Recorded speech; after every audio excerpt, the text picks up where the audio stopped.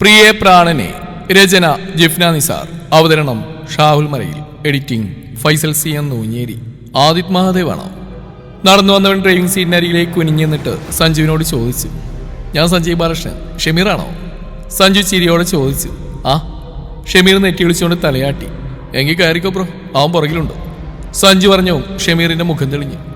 ഓടി വന്നിട്ട് അവൻ സഞ്ജു തുറന്നു കൊടുത്ത കോ ഡ്രൈവിംഗ് സീറ്റിലേക്ക് കയറി ഡോറടച്ചു. ആ നിമിഷം തന്നെ സഞ്ജു കാറ് മുന്നോട്ടെടുത്തു. ഹായ്. അല്പം ഒന്ന് മുന്നോട്ട് ആഞ്ഞിരുന്നുകൊണ്ട് ആദിത് ഷമീറിനെ നോക്കി. ആദിത്. ഷമീർ അവന് നേരെ നോക്കി ചെരിഞ്ഞിരുന്നു. ഒരുപാട് നേരമായി വന്നിട്ട്? ആദിത് ചോദിച്ചു. ഇല്ല, ഒരു 5 മിനിറ്റ്. പറയുന്നതിനിടെ തന്നെ ഷമീറിന്റെ കണ്ണുകൾ സീറ്റിലേക്ക് ചൂളി ചുരുങ്ങിയിരിക്കുന്ന അനൂപിന് നേരെ നീണ്ടു. വൈരപ്പൊടി വീണ പോലെ അവന്റെ കണ്ണുകൾ ചുവന്നു, കൈകൾ തരിച്ചു. അടങ്ങ് ബ്രോ, ഏറിയൊരു 10 മിനിറ്റ് കൂടി, അതിനുള്ളിൽ നമ്മൾ സ്ഥലത്തെത്തും. പിന്നെ പൂരല്ലേ? ഷമീറിന്റെ ചുരുട്ടി പിടിച്ച കൈകൾ കണ്ടതും സഞ്ജു അവന്റെ തോളിലും തട്ടിയിട്ട് ചിരിയോടെ പറഞ്ഞു. ഗിയറൊന്ന് മാറ്റി കാറുകൾ ആക്സിഡന്റിൽ അമരുമ്പോൾ സഞ്ജുവിന്റെ മനസ്സിലും ആ ആവേശമായി നിറഞ്ഞിരുന്നത്. എന്താണ് വരാത്തതെന്ന് ഓർത്തുകൊണ്ടൊരു കുഞ്ഞു പരിഭവം. പക്ഷേ ആരോട് അവനെന്തേ വരാത്തതെന്ന് ചോദിക്കാനും വയ്യ. ലക്ഷ്മി ആന്റി അജുവെങ്കിലും വന്നിട്ട് ഹോസ്പിറ്റലിലെ വിശേഷങ്ങൾ മുഴുവൻ അവൾക്ക് മുമ്പിൽ വെച്ചാണ് നളിനിയോട് പറഞ്ഞു കേൾപ്പിച്ച്. അവിടെ ആരുമില്ല, പ്രിയ അവളുടെ അമ്മയും മാത്രമാണ് ഉള്ളതെന്ന് ലക്ഷ്മി ആന്റി പറയുകയും ചെയ്തു. വരുമെന്ന് കരുതി അപ്പം തുടങ്ങിയ കാത്തിരിപ്പാണ്. ഒരക്ഷരം മിണ്ടാറില്ല അവനോട്, പക്ഷെ അടുത്തുണ്ടാവുമല്ലോ. അതിനേക്കാൾ വലിയ ആശ്വാസം ഇപ്പോൾ മറ്റെന്താണ്? അരികിലിരുന്ന് നിറയെ വിശേഷങ്ങൾ പറയും. താനൊന്നും നോക്കിയില്ലെങ്കിൽ കൂടിയും യാതൊരു പരിഭവം കൂടാതെ വീണ്ടും വീണ്ടും തനിക്കരികിലേക്ക് വരുന്ന കാണുമ്പോൾ ഉള്ളിൽ സന്തോഷത്തിനൊപ്പം തന്നെ സങ്കടം വീങ്ങും. പക്ഷെ എന്നാലും മിണ്ടാൻ തോന്നില്ല. പക്ഷേ നോക്കാതിരിക്കാൻ കഴിയാറില്ല. കണ്ടില്ലെങ്കിൽ ശ്വാസം മുട്ടുന്ന ഒരു മനസ്സുള്ള താനെങ്ങനെ മറ്റൊരാൾക്ക് സ്വന്തമാവാൻ ഒരുങ്ങിയെന്ന് ഓർക്കുമ്പോൾ അവൾക്ക് തന്നെ അത്ഭുതം തോന്നും. കിടക്കാനായി ലക്ഷ്മി ആന്റി വന്നപ്പോഴും ഉള്ളിലെ ആ അസ്വസ്ഥത മാറിയില്ല. പക്ഷെ ഒന്നും ചോദിക്കാനും വയ്യ. ഞാനിന്ന് ഒറ്റയ്ക്ക് കിടന്നോളാം ആന്റി, മുറിയിലേക്ക് പോയി കിടന്നോളൂ. നന്ദു പെട്ടെന്നുള്ളൊരു തോന്നലിൽ പറഞ്ഞു കേട്ടതും ലക്ഷ്മി അവളെ ചുഴിഞ്ഞു നോക്കി. അല്ല, കുറേ ദിവസമായാലും എൻ്റെ കൂടെ, എനിക്ക് പ്രത്യേകിച്ച് കുഴപ്പമൊന്നുമില്ലല്ലോ. ബാത്റൂമിൽ പോകണമെങ്കിൽ ഞാൻ ഫോണിലേക്ക് വിളിച്ചോളാം. തന്നെ നോക്കി നിൽക്കുന്ന ലക്ഷ്മിയെ നോക്കി നന്ദു പറഞ്ഞു. അതെന്താണീ മോളെ, നിനക്കിപ്പോൾ പെട്ടെന്ന് അങ്ങനെ ഒരു തോന്നല്? ലക്ഷ്മി ചിരിയോടെ ചോദിച്ചു. ഞാനേ ഉച്ചയ്ക്ക് നന്നായിട്ടൊന്ന് ഉറങ്ങി, അതുകൊണ്ടാന്ന് തോന്നുന്നു. എനിക്ക് ഉറക്കേ വരുന്നില്ല. ആൻറ്റി യാത്ര കഴിഞ്ഞ് വന്നതിൻ്റെ ക്ഷീണമില്ലേ, ഉറക്കം വരുന്നില്ലേ? ഞാൻ കുറച്ചു നേരം കൂടി ഫോണിലൊക്കെ തോണ്ടിയിട്ട് സാവധാനം കിടന്നോളാം. ഇവിടെ കിടന്ന ആൻറ്റിക്ക് അതൊരു ബുദ്ധിമുട്ടാവില്ലേ?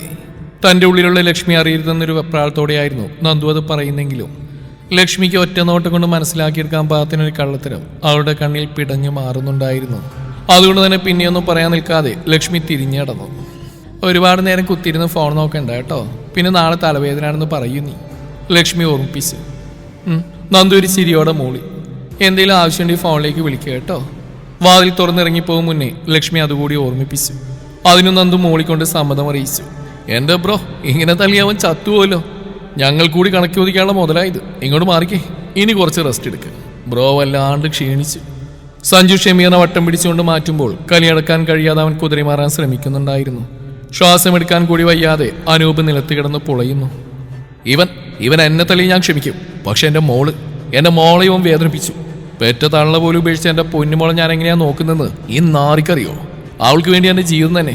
അപ്പോഴാ അവനെൻ്റെ കുഞ്ഞിനെ കൊല്ലും ഞാൻ ഇവനെ. ഷമീർ വീണ്ടും അനൂപിന് നേരെ കുതിച്ചു. ആദ്യ കൂടി അവനെ പിടിച്ചു വെച്ചു. വിവരക്കേട് പറയില്ല ഷമീർ. ഇവനെ പോലൊരു ക്രിമിയെ കൊന്നിട്ട് ജയിലിൽ പോയി കിടന്ന ഈ പറഞ്ഞ പൊന്നുമോളെ പിന്നെ ആര് നോക്കും? ആദിയുടെ ചോദ്യം കേട്ടതും ഷമീർ ഒരു നിമിഷം അടങ്ങി. പിന്നെ അവരുടെ കൈയെടുത്ത് മാറ്റിക്കൊണ്ട് സോഫയിൽ പോയിരുന്നിട്ട് അനൂപിന്റെ നേരെ നോക്കി. ദേഷ്യം കൊണ്ട് അവന്റെ കണ്ണുകൾ അപ്പോഴും ചുവന്ന് വിങ്ങി കിടന്നിരുന്നു. സഞ്ജുവിന്റെ വീട്ടിലായിരുന്നു അവർ. അനൂപിനെ ഒന്ന് സൽക്കരിക്കാനിപ്പോ അതിനേക്കാളും മികച്ചൊരു സ്ഥലമില്ല. വാ കൂട്ടിയൊട്ടിച്ചതിനാൽ അനൂപിന്റെ ശബ്ദമൊന്നും പുറത്തു കേൾക്കില്ല. എങ്ങാനും ലൈറ്റ് കണ്ട് മാഷ് ഇറങ്ങി വന്നാലോ എന്ന് കരുതി അവരെത്തിയ ഉടനെ ആദ്യം വിളിച്ചിട്ട് അവരവിടെ ഉണ്ടെന്നും സഞ്ജുവിന് വേണ്ടുന്ന സാധനങ്ങൾ എടുക്കാൻ വന്നാണെന്നും അവൻ പോയിട്ട് തിരികെ വരാമെന്നും പറഞ്ഞുകൊണ്ട് തന്നെ ആ കാര്യത്തിലുള്ള ഭയം ഒഴിവായി കിട്ടി. ഇവനെ ഞാൻ ആ ഹോസ്പിറ്റലിൽ വെച്ച് തന്നെ കൊന്നളേണ്ടതായിരുന്നു. എൻ്റെ പെണ്ണിന്റെ മേൽ ഇവനെ ദൂഷിച്ച നോട്ടം ഇഴഞ്ഞു നീങ്ങിയ ആ നിമിഷം തന്നെ പല്ലിയടിച്ചുകൊണ്ട് പറഞ്ഞിരുന്നു. ആദ്യ കാലുയർത്തി അനൂപിനെ ആഞ്ഞു തൊഴിച്ചു. അമർത്തിയ ഒരു ഞരക്കത്തോടെ അവൻ ചുമരിൽ പോയി ഇടിച്ച് നിന്നു. സ്നേഹം നടിച്ചുകൊണ്ടല്ലേടാ നീ ആ പാമ്പെണ്ണിന്റെ ജീവിതത്തിലേക്ക് കയറി പറ്റിയത്. അതിന് നിനക്ക് മാപ്പില്ലടാ ശവമേ. കാരണം കൊന്നുകളയാനും തോൽപ്പിക്കാനും ഈ ലോകത്ത് നിരവധി മാർഗങ്ങളുണ്ടെന്നിരിക്കെ ആ പാവത്തിനെ കൊല്ലാകൊല ചെയ്യാൻ നീ എന്തിന് സ്നേഹത്തിന്റെ മുഖം മൂടി തെരഞ്ഞെടുത്തു? കലിയോണ്ട് കണ്ണു കാണാത്ത ആദി അവന് നിലത്തിട്ട് ആഞ്ഞ് ചവിട്ടിക്കൂട്ടി. ഒന്നുറക്കെ കരയാൻ കൂടി കഴിയാതെ അനൂപ് നിലത്ത് കിടന്നിഴഞ്ഞു. കൈകൾ പിന്നിലേക്ക് വലിച്ചു കെട്ടിയതിനാൽ അവന് നിവർന്നെടുക്കാൻ കൂടി കഴിയുന്നില്ല. കെട്ടിയിട്ട് ഒരാളടിക്കുന്ന ആണത്തവനെന്ന് അറിയാനൂപേ, നിന്നോട് ജയിക്കാൻ ഞങ്ങൾക്ക് ഈ കെട്ടിന്റെ ആവശ്യമില്ല. പക്ഷേ നീ അറിയണം, പാതി തളർന്നുകൊണ്ട് നീ പേക്കൂത്തുകൾ സഹിച്ചിരുന്ന ഒരു പാവം പെണ്ണിന്റെ നിസ്സഹായത അത് നീ അറിയണം. ആ വേദന നീ അറിയണം. ഓരോ പറച്ചിലിനോടൊപ്പവും ആദ്യം അവനെ തൊഴിക്കുന്നുണ്ട്. ആ കാഴ്ചകൾ കണ്ടുകൊണ്ട് സഞ്ജുവും ഷമീറും തൃപ്തിയോടെ ഇരുന്നു. കണ്ട നാൾ മുതൽ നീ എന്റെ പെണ്ണിനെ മോഹിക്കുന്നുണ്ടല്ലേ? അവളെ കൂടി മോഹിച്ചുകൊണ്ടാണ് നീ ആ കുടുംബത്തിലേക്ക് അവതരിച്ചത് അല്ലടാ ചേറ്റേ. ആദി കിതപ്പോട് അനൂപിന്റെ അരികിലേക്ക് ഇരുന്നു. അനൂപ് കമിഴ്ന്ന് കിടക്കുകയാണ്. ആദ്യം അവനെ മലർത്തിയിട്ടു. നീ എനിക്ക് ചെയ്തു തന്ന ഉപകാരമാണിപ്പോൾ എന്റെ പാതി. അവൾ ഈ ആദിയുടേതാ, എന്റെ മാത്രം. അവളെ മോഹിക്കുന്ന പോയിട്ട് നീ ഇനി അവളെ ദൂഷിച്ചൊരു നോട്ടം നോക്കിയെന്ന് എനിക്ക് തോന്നിയാ നീ തീർന്നടാ, നീ പിന്നെ ഇല്ലടാ. അനൂപിന് കണ്ണടച്ചൊരു അടി കൊടുത്തുകൊണ്ടാണ് ആദ്യം അത് പറഞ്ഞത്. അതെ, ഇനിയോടൊപ്പം ആ ഒരു സഹോദരൻ കൂടി നിപ്പുണ്ട്, എനിക്കും കൂടി ഒരു അവസരം. സഞ്ജു മുന്നോട്ട് വന്നുകൊണ്ട് ആദിയുടെ സുമലിൽ തൊട്ടു. അനൂപിനെ തുറിച്ചു നോക്കിക്കൊണ്ട് തന്നെ ആദി എഴുന്നേറ്റു. പിന്നിലേക്ക് മാറും മുന്നേ ആഞ്ഞൊരു ചവിട്ടുകൂടി കൊടുത്തിട്ടാണ് അവൻ ഷമീറിന്റെ അരികിൽ പോയിരുന്നത്. പിന്നെ അങ്ങോട്ട് സഞ്ജുവിന്റെ കലാപരിപാടിയായിരുന്നു. ഡയലോഗില്ലാതെ കലി തീരുവോളം അവനും അനൂപിന് മേൽ ആഞ്ഞടിച്ചു. ഒടുവിൽ ഷമീറും ആദ്യം പിടിച്ചു വെക്കുമ്പോഴും അവൻ കിതപ്പോട് അനൂപിന് നേരെ കുതറി പോകുന്നുണ്ടായിരുന്നു. അവൻ ചത്തുവോടാ സഞ്ജു, ആദി ശാസനയോടെ പറഞ്ഞു. ചാവട്ടെ, ഇവനെപ്പോലുള്ള ഞരമ്പന്മാരെല്ലാം ചാവേണ്ടവർ തന്നെയാ. സഞ്ജു കലിയോടെ മുരണ്ടു. ആണ്, പക്ഷെ നീ എന്നോട് പറഞ്ഞ പോലെ ഇവനെപ്പോലെ ഒരു ക്രിമിയെ കൊന്നിളഞ്ഞിട്ട് നമുക്ക് ജീവൻ നഷ്ടപ്പെടണോടാ? ഷമീർ ചോദിച്ചു. സഞ്ജു കിതപ്പോടെ തന്നെ ഒതുങ്ങി. നിന്നെ കൊന്നുകളയാനിപ്പം ഞങ്ങൾക്ക് യാതൊരു മടിയുമില്ല. പക്ഷെ ഒരവസരം തരികയാണ്. നിനക്ക് നന്നാവാനല്ല, നിനക്ക് ആ കുടുംബത്തിന്റെ കൺവെട്ടെന്ന് അകന്നു പോവാൻ. ഇനി ഒരിക്കൽ കൂടി നമ്മൾ തമ്മിൽ കാണേണ്ടി വന്നാ അന്ന് നിന്റെ അവസാനമായിരിക്കും, ഓർത്തോ? ആദ്യ ആവശ്യനായി കിടക്കുന്ന അനൂപിന്റെ വായിലൊട്ടിച്ച സ്റ്റിക്കർ ബലമായി വലിച്ചെടുത്തുകൊണ്ട് പറഞ്ഞു. മീശരോമങ്ങളിൽ പാതിയും കൂടി അതിനൊപ്പം പിഴുതു പോകുന്ന വേദനയിൽ അനൂപിന്റെ കണ്ണിൽ നിന്ന് വെള്ളമൊഴുകി. ഒരക്ഷരം പറയാനോ കരയാനോ ആവതില്ലാതെ അവൻ ആ വെറു നിലത്ത് കമിഴ്ന്നു കിടന്നു. ആദി, ഇവനെ നീ എന്ത് ചെയ്യും? ഷമീർ ആദിയെ നോക്കി. വളരെ പെട്ടെന്ന് തന്നെ അവർക്കിടയിലൊരു സൗഹൃദം പൊട്ടിമുളച്ചിരുന്നു. ഏതെങ്കിലും ബാറിന്റെ മുമ്പിൽ കൊണ്ടുപോയി തള്ളാം. വെള്ളടിച്ച് പ്രശ്നം ഉണ്ടാക്കിയപ്പോൾ ആരെടുത്തിട്ട് അലക്കി. ആ കഥ മതി. സഞ്ജു മുന്നിലേക്ക് വന്നിട്ട് അനൂപിനെ നോക്കിയൊരു പുച്ഛത്തോടെ പറഞ്ഞു. പക്ഷെ ഇവൻ... ഷമീർ ആശങ്ക പ്രകടിപ്പിച്ചു. ഒന്നുണ്ടാവില്ല ഷമീർ, അതേ കഥ ഇവനും പറയും. മാറ്റി പറഞ്ഞാൽ ഇവന് തന്നെയാ പ്രശ്നം. നമ്മൾ അടിച്ചെന്ന് പറയുമ്പോൾ എന്തിനെന്നുള്ള ചോദ്യം വരും. ഉത്തരം പറയാൻ പറ്റുമോ? അബോർഷനുള്ള ഗുളിക പത്മയ്ക്ക് ഇവനാണ് കൊടുത്തിട്ടുള്ളത്, അതും നിരവധി തവണ. ഡോക്ടർ സാക്ഷി പറയും. ഇവനെ പൂട്ടാൻ തൽക്കാലം അത് തന്നെ ധാരാളം. പിന്നെ ഇവൻ ആ കുടുംബത്തിനെ കൊല്ലാലോ ചെയ്യുന്നതിന് നിരവധി സാക്ഷികളുണ്ട്. ഇനിയില്ലെങ്കിലും പണം കൊടുത്ത് ഞാനത് ഉണ്ടാക്കും. ആദ്യം അനൂപിനെ നോക്കിയൊരു വല്ലാത്ത ചിരിയോടെ പറഞ്ഞു. പിന്നെ അല്ല, കളി എന്താന്ന് ഇവനെ നമ്മൾ പഠിപ്പിക്കും. സഞ്ജു അനൂപിനിട്ടൊരു തട്ടുകൂടി കൊടുത്തുകൊണ്ട് പറഞ്ഞു. അവര് പറയുന്നെല്ലാം കേൾക്കുന്നുണ്ടെങ്കിലും ഒരക്ഷരം മിണ്ടാതെ അനൂപ് തളർന്നു കിടന്നു. സഞ്ജു കൊണ്ടുപോകാനുള്ളതെല്ലാം കിടക്കയിലേക്ക് എടുത്തിട്ട് കൊടുത്തിട്ട് കുളിക്കാൻ കയറി. ഷമീർ അതെല്ലാം ബാഗിൽ അടുക്കി വെച്ചപ്പോഴും ആദ്യം അനൂപിനെ വലിച്ചു പൊക്കി വീണ്ടും കാറിൽ കയറ്റി അവിടെ ക്ലീൻ ചെയ്തു. സമയം അപ്പോഴേക്ക് ഒരുപാട് വൈകിയിരുന്നു. സഞ്ജു ഇറങ്ങിയ പുറകെ ആദ്യം കയറി കുളിച്ചിട്ട് ചോര പുരണ്ട ഷർട്ടും കയ്യിലിട്ടൊന്ന് പിഴിഞ്ഞെടുത്തു. മുത്തച്ഛന്റെ മുന്നിലേക്ക് പോകാനുള്ള മുൻകരുതലെടുക്കാതെ വയ്യല്ലോ. 3 പേരും കൂടി ഒരുമിച്ചാണ് പുറത്തേക്ക് ഇറങ്ങിയത്. വാതിൽ പൂട്ടി സഞ്ജു കീ ആദിയുടെ കയ്യിൽ കൊടുത്തു. ആദിയുടെ കാറിലാണ് സഞ്ജു തിരികെ പോകുന്നത്. അവന്റെ ബൈക്ക് ഹോസ്പിറ്റലിൽ വെച്ചിരിക്കുകയാണ്. നാളെ മാളവികയും കൂടി ഹോസ്പിറ്റലിലേക്ക് പോകാം ഷമീർ, ബാക്കി നമുക്ക് സെറ്റാക്കാം. മുന്നിലേക്ക് കയറി ഷമീറിന് നേരെ കുനിഞ്ഞുകൊണ്ട് ആദി പറഞ്ഞു. വരാതി, അവൾക്കത് ആഗ്രഹം ഉണ്ടാവും. ഷമീർ ചിരിയോടെ പറഞ്ഞു. എന്നാ വിട്ടോ. ആദി ഡ്രൈവിംഗ് സീറ്റിലേക്ക് കയറി സഞ്ജുവിനെ നോക്കി. ഈ സാധനങ്ങളെ മറക്കണ്ട. ആദി പിന്നിലേക്ക് നോക്കി വെറുപ്പോടെ ഓർമ്മിപ്പിച്ചു. നീ വീട്ടിലേക്ക് പോ, അത് ഞങ്ങൾ ഏറ്റു. ഷമീർ പറഞ്ഞു കേട്ടതും ആദി തലയാട്ടിക്കൊണ്ട് മുന്നോട്ട് നടന്നു. അവൻ വീടിന്റെ ഗേറ്റ് കടന്ന് കയറും വരെയും സഞ്ജു അവിടെ തന്നെ ലൈറ്റ് ഓൺ ആക്കി നിന്നു. പതിയെ പോയാൽ മതി കേട്ടോ. അവർ തന്നെ കടന്നു പോകുമ്പോൾ ആദി ഓർമ്മിപ്പിച്ചു. പ്രതീക്ഷിച്ച പോലെ തന്നെ മാഷു വാതിൽ തുറന്നെടുത്തിട്ട് അവൻ ഇന്ന് സൂക്ഷിച്ച് നോക്കി. ഷർട്ടിലേക്ക് ചായ പറഞ്ഞു പോയി മുത്തച്ഛ. കറി പിടിക്കേണ്ട നേരിട്ടൊന്ന് വെള്ളത്തിൽ മുക്കി പിഴിഞ്ഞെടുത്താ. ഇളം മഞ്ഞ നിറത്തിലുള്ള തന്റെ ഷർട്ട് തോളിൽ കിടക്കുന്നുണ്ട്. അതിലേക്കാണ് മാഷിന്റെ നോട്ടം എന്ന് കണ്ടതും നേരത്തെ കരുതി വെച്ച കള്ളം ആദ്യം മാഷിന്റെ മുഖത്ത് നോക്കാതെ ഷർട്ട് എടുത്തൊന്ന് കുടഞ്ഞുകൊണ്ട് പറഞ്ഞു. അടുക്കളയിൽ ഭക്ഷണം ഇരിപ്പുണ്ട്, കഴിച്ചിട്ട് കിടന്നോ. അമൃത്തിയൊന്ന് മൂളിക്കൊണ്ട് മാഷ് അത് പറഞ്ഞുകൊണ്ട് തിരിഞ്ഞു മുറിയിലേക്ക് പോയതും ആദ്യം ഒന്ന് ശ്വാസം വിട്ടു. കൂടുതൽ ചോദ്യങ്ങൾ ഉണ്ടായിരുന്നെങ്കിൽ പെട്ടുപോയേനെ. ആ മുഖത്ത് നോക്കി കള്ളം പറയാനും കഴിയില്ല. അനൂപിന്റെ കാര്യം പറയാനും വയ്യ. അവനെ പോലീസിൽ ഏൽപ്പിച്ചാൽ മതിയെന്നാവും പറയുക. അവനെയൊക്കെ കൈകാര്യം ചെയ്യേണ്ട പോലീസ് രീതിയിലല്ല. വാതിലടച്ച് കുറ്റിയിട്ടുണ്ട് ആദ്യം അകത്തേക്ക് നടന്നു. മുറിയിലേക്ക് കയറി ഷർട്ട് അതിനുള്ളിൽ തന്നെ വിരിച്ചിട്ട് ഒന്നുകൂടെ മേല് കഴുകി ഡ്രസ്സ് മാറി. പുറത്തേക്ക് ഇറങ്ങിയതും അവന് പ്രിയയെ ഒരുപാട് മിസ് ചെയ്യുന്നുണ്ടായിരുന്നു. പറയാനറിയാത്തൊരു വിങ്ങലോടെ ആ നോവങ്ങനെ അവന്റെ ഇടനെഞ്ചിൽ ചുറ്റിത്തിരിഞ്ഞു. അടുക്കളയിലേക്ക് ഇറങ്ങിച്ചെന്നെങ്കിലും അവനൊന്നും കഴിക്കാൻ തോന്നിയില്ല. ഒരു ഗ്ലാസ് വെള്ളമെടുത്ത് കുടിച്ചുകൊണ്ട് അവിടെ നിന്ന് കയറിപ്പോരുമ്പോഴും കുസൃതിയോടെ പിന്നിൽ നിന്ന് അവൾ കളിയാക്കി ചിരിക്കുന്നുണ്ടെന്ന് തോന്നി.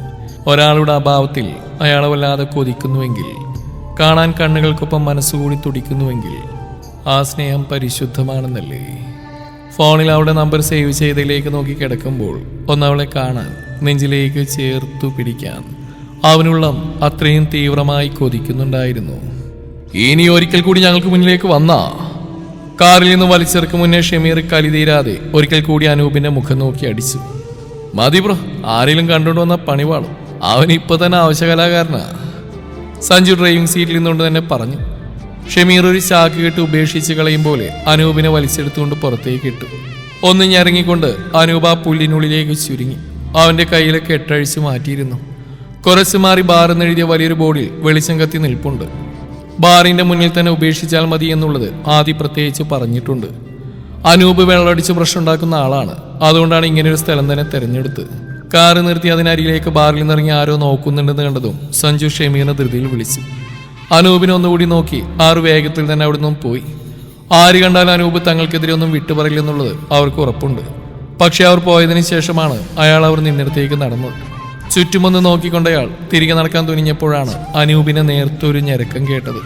ഒന്നുകൂടി സൂക്ഷിച്ചു നോക്കിയിട്ട് ഒന്നും കാണാഞ്ഞതും അയാൾ കൈയുള്ള മൊബൈൽ ഫോൺ ലൈറ്റ് ഓൺ ചെയ്തുകൊണ്ട് ഒന്നുകൂടെ നോക്കി. പാതിരാത്രി കഴിഞ്ഞിട്ടാണ് സഞ്ജു തിരികെ ചെന്ന് കാറ് പോർച്ചിലിട്ട് അവൻ അജുവിന്റെ ഫോണിലേക്ക് വിളിച്ചു. അവനാണ് വന്നിട്ട് വാതിൽ തുറന്നു കൊടുത്തത്. പ്രതീക്ഷിച്ച പോലെ തന്നെ എന്താ ഇത്ര വൈകിയെന്ന് അജു കയറി ചെന്നിരുന്ന ചോദിച്ചു.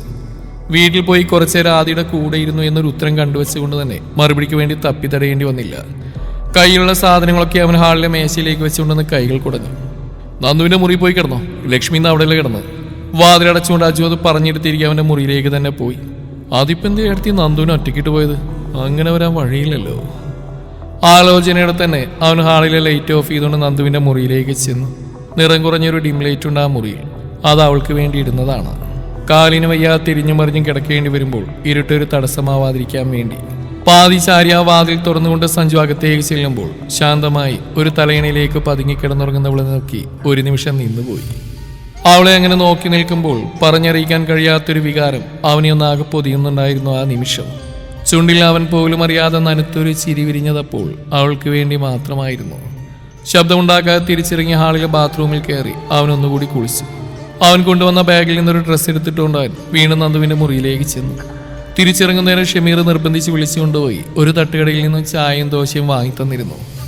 ഒറ്റ കാഴ്ച കൊണ്ടൊരു സൗഹൃദം എങ്ങനെ ഉരുത്തിരിയുമെന്നുള്ള ഉത്തമ ഉദാഹരണമായിരുന്നു ഇന്നത്തെ ഷമീർ. തുടക്കത്തിലെ അപരിചിതത്തകന്നോടെ ഏറെക്കാലമായി അടുപ്പമുള്ള ഒരു സുഹൃത്തിനെ പോലെയായിരുന്നു പിന്നീട് അവന്റെ പെരുമാറ്റം മുഴുവനും. വളരെ സ്നേഹത്തോടെ ചായ കുടിക്കാൻ വിളിച്ചപ്പോൾ തന്നേക്കാൾ തന്റെ സൗഹൃദം അവനാണ് കൂടുതൽ ആഗ്രഹിക്കുന്നതെന്ന് തോന്നിയിട്ടാണ് സമയം ഒരുപാടായെന്ന് അറിയാമായിരുന്നിട്ടും ആ ക്ഷണം നിരസിക്കാൻ കഴിയാഞ്ഞത്. നാളെ ഹോസ്പിറ്റലിൽ വരുമോ നീ? തിരിച്ചു പോരും വഴി അവൻ ചോദിച്ചു. വരുമെന്ന് പറഞ്ഞപ്പോൾ എങ്കിൽ ഞാനും വൈകുന്നേരം ഇറങ്ങാമെന്ന് അത്രമാത്രം സന്തോഷത്തോടെയാണ് അവൻ പറഞ്ഞത്. തിരികെയുള്ള യാത്രയിലുടനീളം പിന്നെ അവനെക്കുറിച്ചായിരുന്നു ചിന്തിച്ച്. ജീവിതം ആഘോഷമാക്കേണ്ട പ്രായത്തിൽ തന്നെ അതിൻ്റെ എല്ലാ വർണ്ണങ്ങളും നഷ്ടമായെന്നറിഞ്ഞിട്ടും മകൾക്ക് വേണ്ടി മാത്രം മരവിക്കാതെ ജീവിക്കുന്ന ഒരു പാവം മനുഷ്യൻ. ഒറ്റവാക്കിൽ ഷമീറിനെ അങ്ങനെ ഉപമിക്കാനായിരുന്നു സഞ്ജുവിന് തോന്നിയത്. കൂടുതലായി അവനെക്കുറിച്ച് ഒന്നും അറിയില്ല. പക്ഷെ അറിഞ്ഞിടത്തോളം അവനിലെ നന്മയെ ചേർത്ത് പിടിക്കാനാണ് തോന്നിയതും. വാതിലടച്ച് കുറ്റിയിടണോ എന്നൊരാശങ്കയോടെയാണ് സഞ്ജു നന്ദുവിന്റെ മുറിയിലേക്ക് തിരികെ ചെന്നത്. യാതൊരു കാര്യവുമില്ലാതെ തന്റെ ഹൃദയമിടിപ്പ് വല്ലാതെ കൂടുന്നുണ്ടെന്ന് അവനറിയാം. അതെന്തിനാണെന്ന് ചോദിച്ചാൽ അതവനറിയില്ല. ഒടുവിൽ വിറയലോടെ വാതിലടച്ച് ലോക്ക് ചെയ്തു. അവളോട് നിറയെ മിണ്ടാറുണ്ട്, എടുത്ത് കിടത്താറുണ്ട്, അവൾക്ക് വേണ്ടതെല്ലാം ചെയ്തു കൊടുക്കാറുണ്ട്. പക്ഷേ ഇതല്ല, ഇതങ്ങനെയല്ല. നന്ദുവിനെ നോയിക്കൊണ്ട് തന്നെ അവൻ ആ കിടക്കയിലേക്ക് ഇരുന്നു. പറ്റിപ്പിടിക്കാനായി അവൾ കുറുകെ വെച്ച തലയിണ പതിയെ വലിച്ചു മാറ്റി അവൻ അവിടെ അരികിലേക്ക് കിടന്നു. ശ്വാസം വിടുന്ന പോലും ശ്രദ്ധിച്ചാണ്.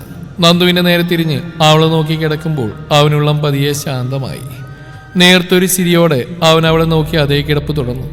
നിരവധി ഓർമ്മകൾ അവനെ തളർത്തിയും ചിരിപ്പിച്ചും കൺമുമ്പിൽ മിന്നിമാഞ്ഞു.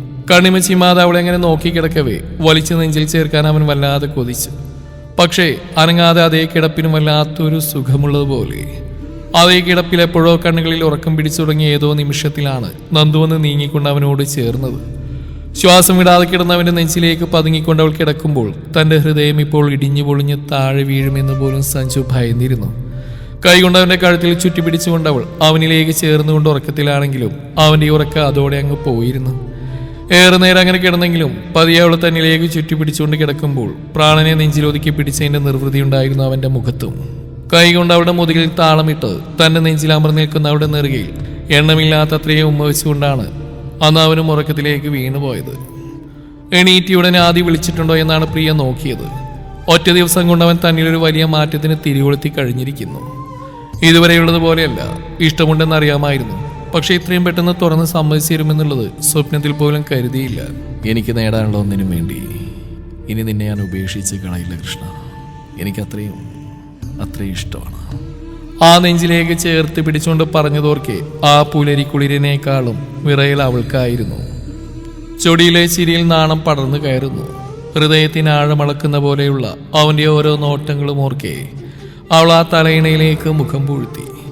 അതൊരു ഹോസ്പിറ്റൽ മുറിയാണെന്ന് കൂടി മറന്നുപോയതുപോലെ. എത്രയും പെട്ടെന്ന് അവൻ വന്നെങ്കിലെന്ന് ഹൃദയം കൊതിക്കുന്നു. കണ്ണുകൾക്ക് ആ കള്ളച്ചിരി കാണാൻ വല്ലാത്ത ദാഹമുണ്ടെന്ന് തോന്നുന്നു. അവനെ ഓർക്കുമ്പോൾ അവൾ വിവശയാവുന്നുണ്ട്. സുജ ബാത്റൂമിൽ നിന്നിറങ്ങി വരുന്നതറിഞ്ഞതും പ്രിയ വീണ്ടും പുതപ്പ് വലിച്ചിട്ടു. എണീറ്റ് പോയി കുളിച്ചു വാ പെണ്ണെ, നേരം കുറേയായി. സുജ പറയുന്നത് കേട്ടിട്ടും ആ കിടപ്പിൽ നിന്ന് എഴുന്നേറ്റ് പോകാൻ തോന്നാതെ അവൾ അതേ കിടപ്പ് തുടർന്നു. ഫോണിൽ അലാറം അടിക്കുന്ന ശബ്ദം കേട്ടാണ് ആദ്യം ഞെട്ടി എഴുന്നേറ്റത്.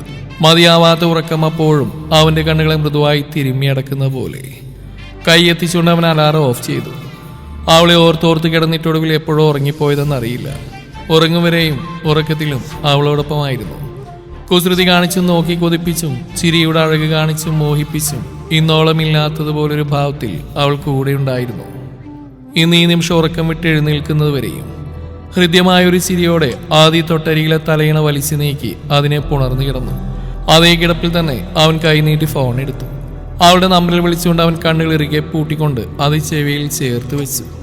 Good morning Krishna.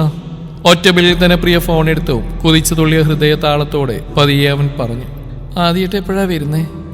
ഉറക്കൊച്ചെറവോടെ തന്നെയുള്ള അവളുടെ സ്വരം. തിരിച്ചൊരു ഗുഡ് മോർണിംഗ് പറയാൻ കൂടി ക്ഷമയില്ല കൃഷ്ണ നിനക്ക്? ആ ചോദ്യം നൽകിയ സന്തോഷത്തോടെ തന്നെയാണ് ആദ്യം അത് ചോദിച്ചത്. മറുവശമൊന്നും മിണ്ടുന്നില്ല. ആദ്യമായിട്ട് എപ്പോഴാ വരേണ്ടത്? നീ അത് പറ, അപ്പോൾ വരാൻ ഞാൻ. ഒന്നുകൂടി ആ തലയിണയെ ചേർത്ത് അമർത്തിക്കൊണ്ട് അവൻ ചോദിച്ചു, വേഗം വരുമോ? മുറിയിലുള്ള സൂചി കേൾക്കാതിരിക്കാൻ അങ്ങേയറ്റം ശബ്ദം കുറച്ചിട്ടാണ് അവൾ ചോദിക്കുന്നതെന്ന് ആദ്യം മനസ്സിലായി. നിനക്കെന്നെ കാണാൻ തോന്നുന്നുണ്ടോ? ഉള്ളിലുള്ള സ്നേഹം മുഴുവൻ അവൻ്റെ വാക്കുകൾക്ക് മേമ്പൊടി വിതറിയിരുന്നു. ഇന്നലെ എന്തേ വിളിക്കാഞ്ഞ്? അവളൊരു മറു ചോദ്യമാണ് ചോദിച്ചത്. നീ കാത്തിരുന്നിരുന്നോ? നേരത്തെ ഒരു ചിരിയോടെ അവൻ ചോദിച്ചു. പ്രിയ പതിയെ കണ്ണടച്ചുകൊണ്ട് മൂളി. മനഃപൂർവ്വം വിളിക്കാതിരുന്നാ ഞാൻ, ആദ്യ ചിരിയോടെ പറഞ്ഞു. മനഃപൂർവ്വോ? പ്രിയക്ക് അമ്പരപ്പ് തോന്നി. ആ അതെന്താ? അതോ അത് അവനിലൊരു കള്ളത്തരം മറഞ്ഞു കിടന്നു. പറയാ ആദ്യട്ടാ. കൊഞ്ചൽ പോലെയുള്ള അവളുടെ സ്വരം. അവനൊന്നാകെ വിറച്ചു പോയിരുന്നു. കൈകൾ തലയിണയിൽ മുറുകി. തുടരും ഈ കഥയുടെ ബാക്കി ഭാഗം നാളെ ഇതേ സമയം.